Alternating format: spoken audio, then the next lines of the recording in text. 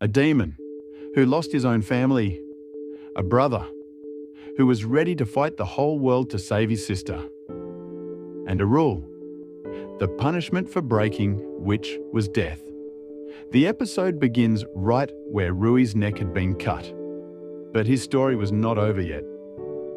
In the previous episode, Tanjiro uses his entire strength to cut off Rui's head.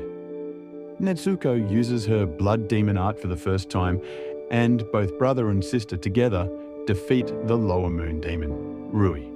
But now, the real truth was about to come out. The episode begins with Rui's past. In his childhood, Rui was a very weak human. He was so weak that he could not even walk properly. Outside, children used to play in the snow, but Rui would only keep watching them from afar. One day, he tries to go near the children, but falls down right on the way and starts coughing heavily. Just then, his mother comes running, picks him up in her arms, and takes him inside the house. Rui tells that since childhood, his body was very weak. He always used to stay sick. But then, one day, his life completely changed. Because on that very day, Muzan Kibutsuji came into his room. Muzan turned Rui into a demon. Now Rui had strength, speed, power. But in return, he had to drink human blood. His parents were very sad about this. They wanted to save their son, but Rui had slowly started killing humans. Rui liked a story very much, in which a father gives his own life to save his son. Rui used to think that this is what family means, giving one's life for each other. And maybe because of this reason, he always wanted a perfect family. Subtly though, one night everything changed. Rui's parents come into his room. His mother was crying, and his father stands there with a knife in his hand. In reality, they had come to kill Rui, so that he could not harm more people. But at that very moment, Rui wakes up. Rui gets scared, and without thinking, attacks his own parents.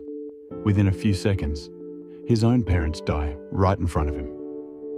Before dying, his mother says while crying, "Forgive us. We could not give you a healthy body." Hearing this, Rui gets shocked. He understands that his parents did not hate him. They loved him.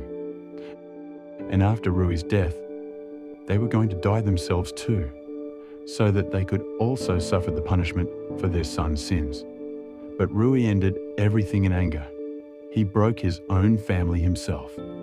Just then, Muzan comes in front of him again and manipulates Rui. He says, "It was not your fault in this. Your parents were weak." Slowly, Rui starts explaining this exact lie to himself. But deep inside, he missed his parents every single day. That is why he made his fake family, so that he could feel the sense of a family again. Coming back to the present, Rui's head had been cut, but his body was still moving towards Tanjiro and Nezuko. Then suddenly, his body falls down. Tanjiro senses a sorrowful smell coming from near Rui. He realizes how broken Rui was from inside. Tanjiro slowly places his hand on Rui's body. Rui feels that hand exactly like the warmth of the sun. And then, Rui slowly starts turning into ashes. At that same time, Rui starts remembering his parents again. He realizes how big a sin he has committed. He says, while crying, "I will go to hell because I killed my parents." But just then, he hears his father's voice. Rui opens his eyes and sees that his parents are standing in front of him. His father says, "We will always be with you, even if we have to go to hell."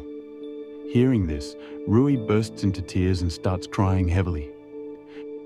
His face becomes like a human again. And he asks for forgiveness from his parents. Then all three go into the darkness together. Over here, Gyu now comes near Tanjiro.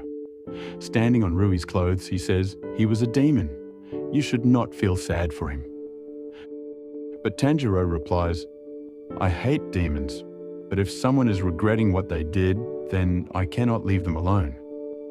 Gyu becomes silent hearing this. Just then, his eyes fall on Nezuko. And he remembers that he has met these two before as well. But then, suddenly, butterflies start flying in the air. And in the very next moment, Shinobu Kocho arrives there. Shinobu, without thinking anything, tries to kill Nezuko, but Giyu immediately stops her attack. Shinobu gets shocked. She says, "Why are you saving a demon?" Then she says with a smile, "Maybe that is why nobody likes you." Giyu gives a straight reply, "I don't think anyone dislikes me." On the other side, Tanjiro quickly picks up Nezuko and starts running. His entire body was injured. He was barely able to stand. But still, he did not want to stop. He thinks, if I stop, Nezuko will die. Shinobu immediately takes off after him. Giyu also tries to stop her. But Shinobu moves ahead like the wind. While running, suddenly another demon slayer comes in front of Tanjiro. She gives a powerful kick to Tanjiro, and Nezuko falls down. Tanjiro understands that she has also come with the Hashira. He tells Nezuko to run. Nezuko immediately shrinks her body and becomes like a small little girl and starts running fast. That demon slayer attacks again and again, but Nezuko only keeps dodging.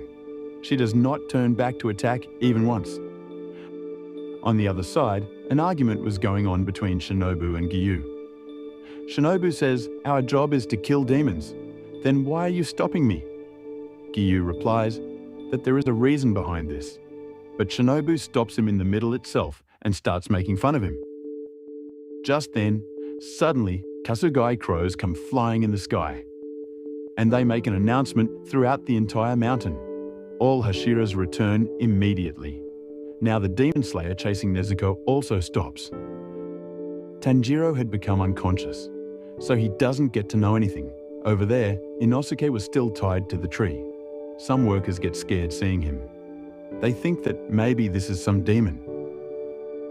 But when they try to remove his mask, then it is revealed that there is a human behind it.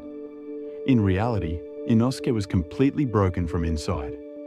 He was thinking that he could not kill any demon by himself, and in front of the Hashira, he was nothing. On the other side, Zenitsu regains consciousness. He finds himself wrapped in bandages, and in front of him stands the same girl who was with him in the final selection. Her name was Kanao Tsuyuri. Zenitsu sees the workers of the Butterfly Mansion for the first time. These were the people who used to help injured demon slayers after the battle ended. Slowly, it becomes morning. Everyone starts returning down from the mountain. Tanjiro was in an unconscious state, but he hears someone's voice. Suddenly, he opens his eyes and sees that many people are standing in front of him. These were no ordinary people. These were the most powerful Hashiras of the Demon Slayer Corps. The episode ends right here. And now the fate of Tanjiro and Nezuko was about to be decided.